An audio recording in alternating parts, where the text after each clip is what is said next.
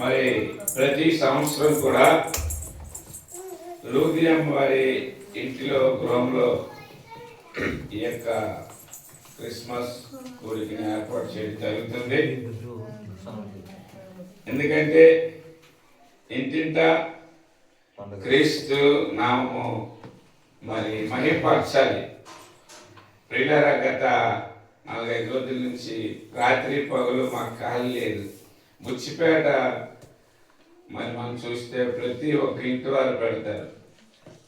ప్రతి ఇంట్లో ఇప్పుడు మనం అన్ని జనులుగా అంటే దేవుని తెలుసుకొని ఉంటే అనేక పండుగలు చేస్తాం.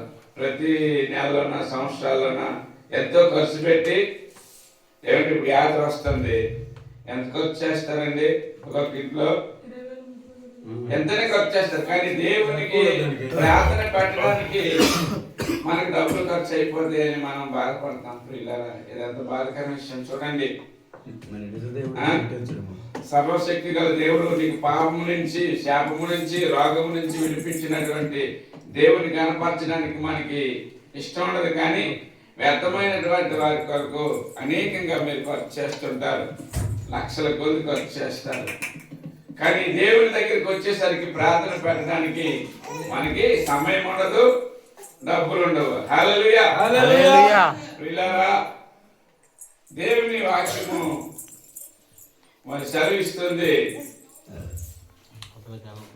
ఇది ప్రజలందరికీ మన సంతోషకరమైనటువంటి వర్తమానం, ప్రజలందరికీ కూడా. కనుక నీకు సంతోషాన్ని ఇచ్చినటువంటి క్రీస్తు యేసుని గురించి నీవు నీ ఇంట్లో ఆరాధించడానికి నువ్వు అంతగా బాధపడుతుంటారు.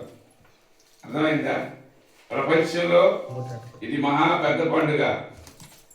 అనేకమైన పండుగలు ఉంటాయి కానీ ఇంత పెద్ద పండుగ మరి ఎక్కడ కూడా ఉండదు. క్రిస్మస్ అంటే ప్రపంచానికే పండుగ.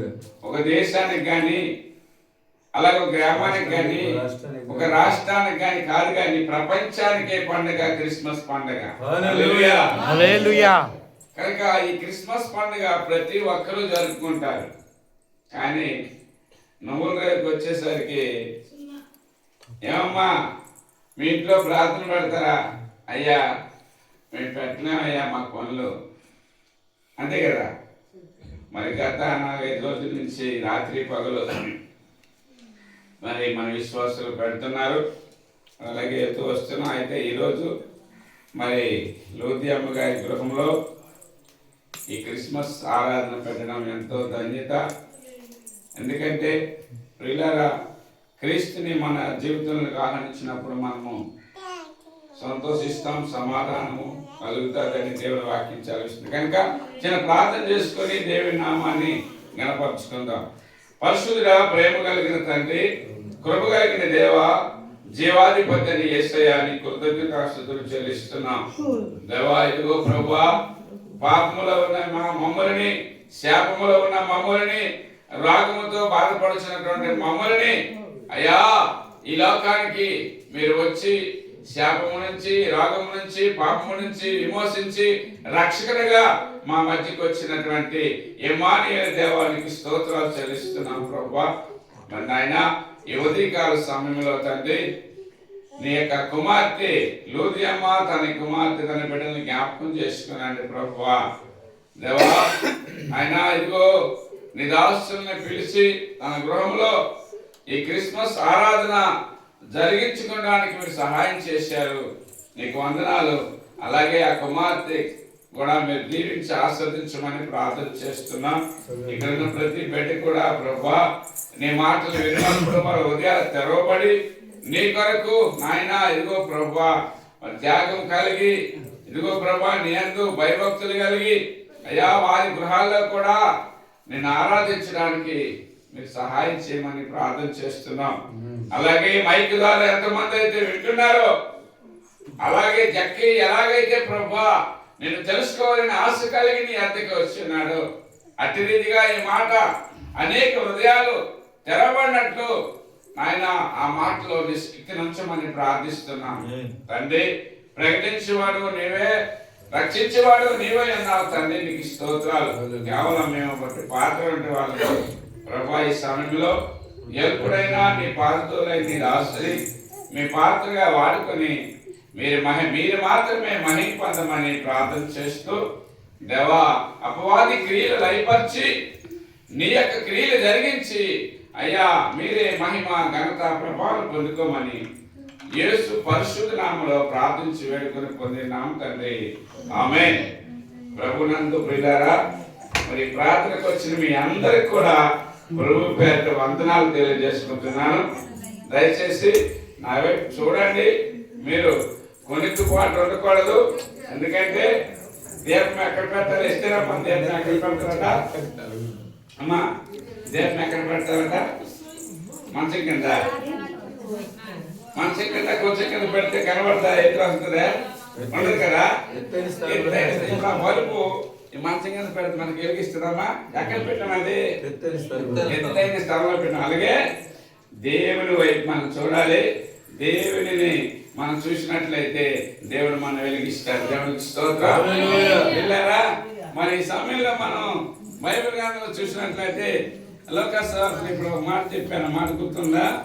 ఏంటన్నమాట? 10వ వచనంలో, 2:10వ వచనంలో, ప్రజలందరికీ కలగబోవు మహా సంతోషకరమైన వర్తమానము నేను మీకు తెలియజేస్తున్నాను. దేవునికి స్తోత్రం కలుగును గాక. ప్రభువునందున ప్రియులారా, నవలరేవు గ్రామ ప్రజలారా, ఇక్కడ ఉంటున్నటువంటి దేవుని బిడ్డలారా, ప్రజలందరికీ సంతోషకరమైన వర్తమానము, మహా సంతోషకరమైన వర్తమానము నేనే ఇప్పుడు తెలియజేయబోతున్నాను. దేవునికి స్తోత్రం. హల్లెలూయా. ప్రభువునందు ఈరోజు ఒక మంచి శుభవార్త, సంతోషకరమైనది. ఏంటా సంతోషం అంటే ప్రియులారా, దావీదు పట్టణమందు నేడు రక్షకుడు మీ కొరకు పుట్టి ఉన్నాడు. ఈయనే ప్రభు అయిన క్రీస్తు. హల్లెలూయా. నీకు సంతోషం కలగాలంటే నీ కొరకు ఒక రక్షకుడు పుట్టాడు. ఆయనే ప్రభు అయిన క్రీస్తు. ఆయనని నీ హృదయంలోనికి చేర్చుకున్నట్లయితే, ఆయనందు నీ విశ్వాసం ఉంచినట్లయితే నీ పాపము పోతుంది, నీ శాపము తొలగిపోతుంది, నీ రాగం పోతుంది, నీకు మోక్షం కలుగుతుంది, నిత్య జీవము కలుగుతుంది. హల్లెలూయా. హల్లెలూయా. ప్రియులారా, ఇంతవరకు నీవు పాపములోనే ఉన్నావు. పాపంలో వచ్చినటువంటి జీతం ఎలాంటిదంటే మరణం వస్తుంది. హల్లెలూయా. ఆ మరణం నుంచి విడిపించి నీకు స్వర్గాన్ని అంటే పరలోకాన్ని ఇచ్చినటువంటి యేసు వైపు మనం చూడాలని దేవుని వాక్యం చదివిస్తుంది. ప్రియులారా, ఒక్కొక్క గ్రామంలో సుంకపు గుత్తదారుడైనటువంటి జక్కయ్య అనేటువంటి వ్యక్తి ఉన్నాడట. లోకాసు వార్త 19వ అధ్యాయంలో ఈ మాట రాయబడి ఉన్నది. చూడండి, యేసు ఎవరో అని గుత్తదారుడు ఉన్నాడట. అతని పేరట జక్కయ్య. జక్కయ్య ఎలాంటి వాడంటే, ఆయన సుంకం అంటే వడ్డీ వ్యాపారస్తుడు. అంటే రూపాయి ఇచ్చి దానికి అధికంగా 4 రూపాయలు తీసుకునేవాడట. దేవునికి స్తోత్రం కలుగును గాక. ఈరోజు కూడా ఎంతో మంది అలాంటి వడ్డీ వ్యాపారస్తులు ఉన్నారు. అలాంటి ధనం గురించి ఆశపడినటువంటి వారు ఉన్నారు. ధన సంపాదన కోసం దేవుని కూడా లెక్క చేయనటువంటి వారు ఎంతో మంది మన మధ్యలో ఉన్నారు. వారికి ధనం ఉంటే సరిపోద్ది కానీ దేవుడు అక్కర్లేదు. దేవునికి స్తోత్రం.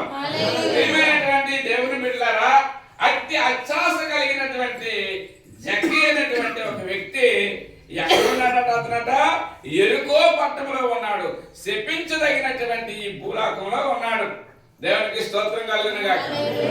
అయితే ఆ జక్కయ్య ఒక రోజు ఏం చేశాడంటే ప్రియులారా, యేసు ఎవరో అని చూడగోరిన గాని పొట్టివాడైనందున జనులు గుంపుగూడి వలన చూడలేకపోయాను. దేవునికి స్తోత్రం కలుగును గాక. ప్రియులారా, పొట్టివాడంటే పాపము కలిగినటువంటి వాడు. దేవునికి స్తోత్రం. ఆయన పాపం ఆయనలో ఉంది కనుక ఇప్పుడు పాపం చేసిన వాడు నీతిమంతుడు ఎదుట నిలవగలడండి? నిలవగలడా?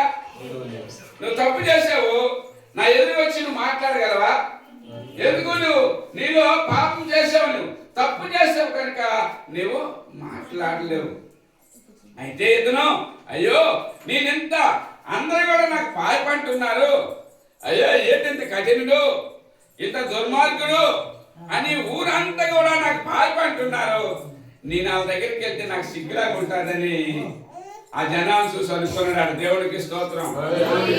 యేసుని చూడాలనుకుంటున్నాను కానీ అంత మధ్యలోకి వెళ్తే నేను ఎలా చూడగలను, అందరూ నాకు పాపంటున్నారు కదా, నన్ను అందరూ కూడా అసహించుకుంటున్నారు కదా అని అనుకుని ఇలా కాదని చెప్పి ఒక మేడు చెట్టు ఎక్కాడు. దేవునికి స్తోత్రం హల్లెలూయా. పైనుంచి నేను దేవుణ్ణి చూడగలనని చెప్పి మేడు చెట్టు ఎక్కాడట. ప్రియులారా, మేడు చెట్టు అంటే ప్రియులారా అది దేవుని దృష్టిలో ఒక మంచి ఆయుధం, మంచి మార్గం. అది అంటే మేడు చెట్టుని మనం చూసినప్పుడు అది ఎలా ఉంటుందట, చాలా అందంగా ఉంటుందట, నిటారిగా ఉంటది. అది తొలి చూస్తే అందులో ఏముంటాయట, పురుగులు ఉంటాయట. దేవుడికి స్తోత్రం కలుగునుగాక. అంటే మనిషి జీవితం ఎలా ఉంటుందంటే చూడడానికి మంచిగానే ఉంటాము కానీ లోపల అనేకమైనటువంటి చెడు క్రియలు ఉంటాయి, చెడు ఆలోచనలు ఉంటాయి, చెడు తలంపులు ఉంటాయి, చెడు బుద్ధులు ఉంటాయి. దేవునికి స్తోత్రం. అయితే ఆయన మేడు చెట్టు ఎక్కి అంటే పైకి చూస్తున్నాడు. దేవునికి స్తోత్రం. పైన ఎవరుంటారండి? దేవుడు ఉంటాడు. దేవునికి స్తోత్రం. ఆ చూస్తున్నప్పుడు ప్రియులారా యేసుకి ముందే తెలుసును, యేసుక్రీస్తు ఆయన దేవుడు కనుక ఆయన తల్లి గర్భములో నీవు నిర్మింపక మునిపే నిన్ను ఎరిగినటువంటి వాడు, నీ క్రియలు ఆయన ఎరిగినటువంటి వాడు కనుక ఆయన మేడు చెట్టు ఎక్కాడని ముందుగానే దేవునికి తెలుసు, యేసయ్యకి తెలుసు. యేసయ్య ఏం చేశాడంటే ప్రియులారా ఆ యొక్క జన సమూహం పిలిచి ఆ చెట్టు దగ్గరికి వచ్చి కింద నుంచి ఆయన వైపు చూడలేదు. జక్కయ్య నేను నీ ఇంటికి రావలసి ఉన్నది, నీవు దిగి రమ్మన్నాడు. దేవునికి స్తోత్రం కలుగునుగాక.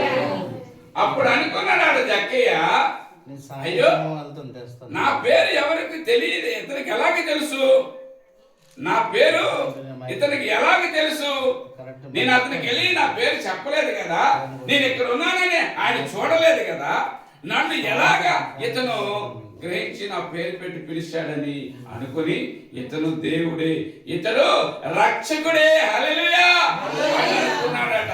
ఇతనే దేవుడని ఆయన గ్రహించి నన్ను నా గురించి తెలియజేసినటువంటి ఎవరికి తెలియనటువంటి నిజాన్ని నాకు తెలియజేశాడు కనుక ఇతనే రక్షకుడు అని చెప్పి ఆయన ఏమన్నాడట చూడు ఒకసారి చూడు. దిగి వచ్చి త్వరగా దిగి హల్లెలూయా ఎలా దిగాడట, త్వరగా దిగాడు. దిగి ఏం చేస్తున్నాడట అతను, త్వరగా దిగి సంతోషపడ్డాడు. హల్లెలూయా హల్లెలూయా.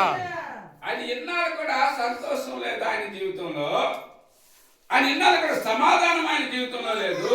ఎప్పుడు ఎవరు కూడా అతను పొగిడేవారు కాదు. ఇతను పాపి, ఇతను పాపి, ఇతను మూర్ఖుడు, ఇతను దొంగ, ఇతను దోసుకుంటాడా అని అందరూ అనేవాళ్ళు ఊరు మొత్తము. కనుక ఆయనకి సమాధానం సంతోషం ఎలాగుంటుందండి? ఒకటి నీకు రోజు చెప్తుంది, నీకు సంతోషం ఉంటుందండి? ఉంటుందా? ఉండదు కదా. ఆయనకి సంతోషం అతని జీవితంలో. కానీ ఎప్పుడైతే యేసయ్య అతనికి జక్కయ్య అని పేరు పెట్టి పిలిచాడో ప్రియులారా చాలా జాగ్రత్తగా వినండి. పిలిస్తే పలికేవాడు యేసయ్య. హల్లెలూయా హల్లెలూయా. ఆయన జీవం కలిగిన దేవుడు, మాట్లాడే దేవుడు, సృష్టికర్త, సమస్తాన్ని సృష్టించినటువంటి వాడు ఆయన. కనుక ఆయన రాయి కాదు, చెట్టు కాదు, మాట్లాడే దేవుడు. హల్లెలూయా హల్లెలూయా.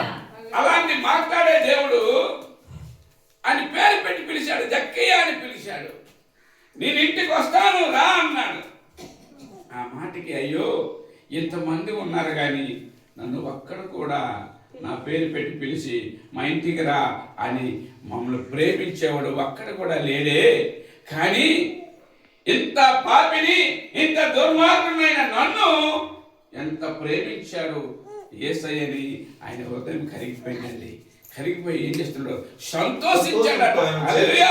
సంతోషంగా వచ్చి ప్రభుని కౌగిలించుకున్నాడు. దేవునికి స్తోత్రం కలుగును గాక. హల్లెలూయా! పిల్లారా, చూశారా, ఆయన పాపిగా ఉన్నప్పుడు ఎవరు కూడా ఆయన పట్టించుకోలేదు. కానీ ఎప్పుడైతే యేసు అతనికి వచ్చాడో అతని జీవితమే మారిపోయింది. అప్పుడు ఆయనకి ఏం కలిగింది? మారు మనసు కలిగింది. హల్లెలూయా! హల్లెలూయా! కలిగిందండి, మారు మనసు కలిగింది. అయితే 15వ అధ్యాయంలో ఒక మాట రాయబడి 7వ వచనం చదవండి ప్రియులారా. 15వ అధ్యాయం లూకా సువార్త 15వ అధ్యాయం 7వ వచనంలో అటువలే మారు మనసు అక్కర్లేని 99 మంది నీతిమంతుల విషయమై 99 మంది నీతిమంతుల విషయమై కలుగు సంతోషము కంటే మారు మనసు పొందు పొందిన ఒక పాపి విషయమై పరలోకమందు ఎక్కువ సంతోషము కలుగును. హల్లెలూయా! హల్లెలూయా! ప్రభువునందు నా ప్రియులారా, దేవుడు ఎలా సంతోషిస్తాడంటే మనం మారు మనసు పొందినప్పుడు దేవుడు సంతోషిస్తాడు. మనం మంచిగా మారినప్పుడు దేవుడు సంతోషిస్తాడు. మనం మంచిగా మారినప్పుడు దేవుడు సంతోషిస్తాడండి. మన పిల్లలు మంచిగా మారి ప్రయోజకులు అయినప్పుడు మనకు సంతోషం ఉంటుందా లేదా? అలాగే మనము పాపములో ఉన్నాము, చెడు క్రియలు చేస్తూ బ్రతుకుతున్నాము, చెడు ఆలోచనతో బ్రతుకుతున్నాము, చెడు తలంపులతో బ్రతుకుతున్నాము. మన నోరిప్పితే అబద్ధాలు, నోరిప్పితే అంతా శూన్యమైపోద్ది. అలాంటి వ్యక్తులు ఒకసారి మారినప్పుడు దేవుడు సంతోషిస్తాడు. మారు మనసు ఎదుట నీతిమంతుడు లేడు, ఒక్కడను లేడు, అందరూ పాపము చేసి దేవుడు అనుగ్రహించే మహిమను పొందలేకపోతున్నారు. హల్లెలూయా! అందరూ పాపము చేశారని దేవుడు వాక్యం కలిగిస్తుంది. ప్రియులారా, ఒక్కడూ లేడట నీతిమంతుడు లేడు, ఒక్కడను లేడు. ఎందుకంటే పాపములో పుట్టి పాపములో పెరిగి పాపములోనే జీవిస్తున్నారు. అర్థమైందా? ఆనాడు ఆదాము చేసినటువంటి పాపం వల్ల ఒక మనుషుల నుంచి ఒక మనుషుల ద్వారా పాపము సంక్రమించింది. ఆ పాపము పరిపక్వమై మరణానికి తావతీసింది. ప్రియులారా, ఈరోజు మానవుడు భూమి మీద అనేకమైన పాపాలు చేస్తున్నాడు. కంటికి నచ్చిందల్లా అనుభవిస్తున్నాడు, తాగుతున్నాడు, తిరుగుతున్నాడు, వ్యభిచారం చేస్తున్నాడు, హత్యలు చేస్తున్నాడు. అనేక రకాలుగా మానవుడు ఈ లోకంలో పాపం చేస్తూ తిరుగుతున్నాడు. ప్రియులారా, కనుకనే యేసుక్రీస్తు మానవుడి కొరకు మానవుడిగా రావాల్సి వచ్చింది భూమి మీదకి. ఆయన తన ప్రజల పాపముని మోయవలసి వచ్చింది ఈ లోకానికి వచ్చి. కనుక ప్రభునందు నా ప్రియులారా, జక్కయ్య తన జీవితంలో పాపం చేస్తూ జీవించాడు.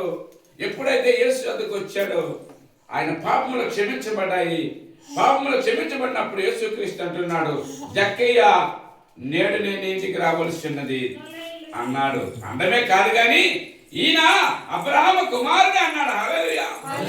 ఇతను దేవుని కుమారుడు అన్నాడు. అంటే నీ పాపాలు క్షమించబడ్డాయి. ఎందుకు? ఆయన ఒక మాట చేశాడు, ఒక పని చేశాడు. ఎప్పుడైతే మారు మనసు పొందుకున్నాడో ఆయన గొప్ప ధనవంతుడు కదా. జక్కయ్య గొప్ప ధనవంతుడు. ఎందుకంటే రూపాయి ఇచ్చి 4 రూపాయలు వసూలు చేసేవాడు కదా. ఆయన గొప్ప ధనం ఉంది. ఆ ధనాన్ని ఏమన్నాడంటే యేసు ప్రభుతో, నా ఆస్తిలో సగము పేదలకు ఇస్తున్నాను. నేను ఎవరి వద్దనైనా తీసుకున్నాను, అతనికి 4 వంతులు వారికి 4 వంతులు నేను చెల్లిస్తాను. హల్లెలూయా! హల్లెలూయా! ఎన్నంతలట? 4 వంతులు నేను ఇస్తానన్నాడు. హల్లెలూయా! చూశారా ప్రియులారా, మార్పు చెందిన తర్వాత నీ బ్రతుకు మారాలి. మొదటి ఎలాగున్నావో మారిన తర్వాత అలాగుంటే అది మారి మనసు కాదు. నువ్వు దేవుని ఎదుకు వచ్చిన తర్వాత ఎలాగున్నావు, దేవుని నమ్మకమునుపు ఎలాగున్నావు, దేవుని నమ్మకమునుపు నువ్వు ఎన్ని పాపాలు చేశావు, దేవుళ్ళకి వచ్చి నువ్వేం చేస్తున్నావు. ఇక్కడ ఒక విశేషం, ఒక తేడా అనేది ఉండాలి. ఎప్పుడైతే దేవుని ఎదుకు వచ్చాడో జక్కి మారిపోయాడు. తన పాత రాత జీవితాన్ని అక్కడితో విడిచిపెట్టేస్తున్నాడు. అయ్యా, ఈ ధనము నాకు వద్దయ్యా, ఈ ఆస్తులు నాకు వద్దు, ఇదిగో నేను సగం పేదలకు ఇచ్చేస్తాను, పంచి పెట్టేస్తున్నాను అన్యాయంకి సగమేమో ఏం చేశాడట, నేనెవరెవరి దగ్గర అయితే తీసుకున్నాను అన్యాయంగా వారికి 4 వంతులు ఇచ్చేస్తున్నానయ్యా, నాకు ఇది ఉంది, నీవే నాకు కావాలి. హల్లెలూయా హల్లెలూయా. మన వాళ్ళకి ఇచ్చాకలే ఆదివారం పూట ఆరాధనకు వస్తే దేవునికి స్తోత్రం కలిగినగా. మనలో డైలీ ఆదివారం పూట ఆరాధనకు వస్తే పర్వాలే, అలా ఇచ్చాకలేదు. ఎవరు ఆదివారం ఆరాధన కావాలి, దేవునికి స్తోత్రం కలుగుతుంది. అంతే కదండి, అంతే కదా. మనకి వ్యాపారం ఉందంటే దేవుడు కూడా అవసరం లేదు, దేవునికి స్తోత్రం కలుగుతుంది. హల్లెలూయా హల్లెలూయా. దేవుడిచ్చిన ఆరోగ్యాన్ని అనుభవిస్తూ, దేవుడిచ్చిన గాలిని పీలుస్తూ, దేవుడిచ్చిన ఎండని మనము అనుభవిస్తూ, దేవుడిచ్చిన నీడని మనం అనుభవిస్తూ, కానీ దేవుడు అక్కర్లేదు, దేవునికి స్తోత్రం కలుగుతుంది. కనుక ప్రభు నందు నా ప్రియులారా, ఎప్పుడైతే యేసయ్య పిలిచాడో జక్కయ్యా నువ్వు త్వరగా దిగినప్పటికీ ఆయన ఏం చేశాడు, సంతోషించాడు. హల్లెలూయా హల్లెలూయా. అందుకే దేవుని వాక్యం అంటుంది, నీ ప్రజలందరికీ మహా సంతోషకరమైనటువంటి వర్తమానం అండి. దేవుని బిడ్డలారా, ఈ మైకిలో వింటున్న ప్రజలారా, నీ పాపాన్ని, నీ శాపాన్ని, నీ రోగాన్ని తీసేది యేసయ్య. హల్లెలూయా హల్లెలూయా. ఎందుకంటే ఆయన పరమాత్ముడైన దేవుడు, భూమి ఆకాశములు సృష్టించినటువంటి వాడు, సూర్య చంద్ర నక్షత్రాలని సమస్త దేవరాశులను సృష్టించినటువంటి సృష్టికర్త అయిన దేవుడు. ఆయన నిన్ను సృష్టించినటువంటి దేవుడు, ఆయన నీ పాపము తీయడానికే మానవుడిగా మన మధ్యకి వచ్చాడు యేసయ్యగా. ఆయన తన ప్రజల పాపములు ఏం చేశాడట, తీసివేయడానికి యేసు క్రీస్తుగా ఈ లోకానికి వచ్చాడు. యేసు అనగా రక్షకుడు. హల్లెలూయా. నిన్ను రక్షించేవాడు ఆయన. ఆయన బలులు అడగడానికి కానీ, నైవేద్యం అడగడానికి కానీ రాలేదు. కానీ ఎందుకు వచ్చాడంటే పాపుల్ని రక్షించుటకు క్రీస్తు యేసు ఈ లోకమునికి వచ్చాను. హల్లెలూయా. నశించిన దానిని వెతికి రక్షించుటకు యేసు క్రీస్తుగా మనిషి కుమారుడిగా ఈ లోకానికి వచ్చాడు యేసయ్య. కనుక ప్రియులారా, నువ్వు బలిచ్చినంత మాత్రాన, నీకు మేడలున్నంత మాత్రాన, నీకు మిద్దులున్నంత మాత్రాన నీకు రక్షణ కలగదు. నువ్వు మారు మనసు పొందుకోకపోతే, నీ హృదయం పరిశుద్ధంగా లేకపోతే దేవుని రాజ్యానికి నువ్వు చేరుకోలేవు. కనుక నీ హృదయం మార్చుగా ముందు చిత్తశుద్ధి లేని పూజలు భరించవు. నువ్వు పూజలు చేసినా, వ్రతాలు చేసినా, నువ్వు బలిచ్చినా నీకు రక్షణ రాదు. కానీ ముందర నీ హృదయం మార్చుకోవాలి. హృదయం ఎందుకు మార్చుకోవాలంటే హృదయమే దేవుని యొక్క ఆలయము. హల్లెలూయా. నీ హృదయమే దేవుని యొక్క ఆలయం. కనుక ఫస్ట్ నీ హృదయాన్ని మార్చుకో. నీ హృదయం మారిందంటే దేవుడు నీ దగ్గరికి వస్తాడు. జక్కయ్య తన హృదయాన్ని మార్చుకున్నాడు. దేవుడు జక్కయ్యలోకి వచ్చి అంటున్నాడు, జక్కయ్య ఇదిగో నేను ఇంటికి రావలసి ఉన్నది అన్నాడు. దేవునికి స్తోత్రం. నీ హృదయం మారినప్పుడు దేవుడు నీ యొద్దకు వస్తాడు. అర్థమైందా? దేవుని యొద్దకు నువ్వు వచ్చినప్పుడు దేవుడు నీ యొద్దకు వచ్చినని యాకోబు పత్రికలో రాయబడి ఉన్నది. హల్లెలూయా హల్లెలూయా. కనుక ప్రభునందు నా ప్రియులారా, గ్రామ ప్రజలారా, నీ పాపం పోవాలంటే యేసు క్రీస్తును రక్షకుడిగా అంగీకరించాలి. అందుకే ప్రజలందరికీ ఏం చేసిందట, రక్షణ వచ్చింది. ప్రజలందరికీ రక్షణ వచ్చింది. ఎందుకంటే అందరూ పాపం చేశారు. హల్లెలూయా. అందరూ పాపం చేసి దేవుడు అనుగ్రహించే మహిమను పొందలేకపోతున్నారు. కనుక ఆ అందరి కోసమే యేసయ్య ఈ లోకానికి రక్షకుడిగా వచ్చారు. అందుకనికే ఈరోజు లోది అమ్మ మరి ఆ రక్షకుడిని తన ఇంటికి పిలిచి ఆరాధించింది కనుక జక్కయ్య వలె తనకు కూడా సంతోషము, సమాధానము కలగాలని దేవుని ప్రార్థన చేస్తూ కూడి వచ్చిన మీ అందరికీ దేవుడు దీవించును గాక. అలాగే లోది అమ్మ తనకిచ్చినటువంటి కుమార్తె, అలాగే మనవ అల్లులు కూడా దేవుడు రక్షణ దయచేయును గాక. వారికి సమాధానం కలుగును గాక. దేవునికి మహిమ, ఘనత, ప్రభావం కలుగును గాక. ఆమేన్ ఆమేన్.